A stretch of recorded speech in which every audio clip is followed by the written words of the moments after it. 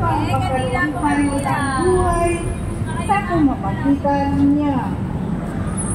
Ito ang pag-ibig, hindi sa pinipigan ng Diyos, kundi tayo ang inibigyan at sinuko ang kanyang anak upang maging tayo mapapakatawan ng ating mga kasalanan.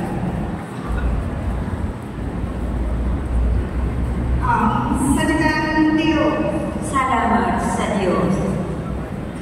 Poon,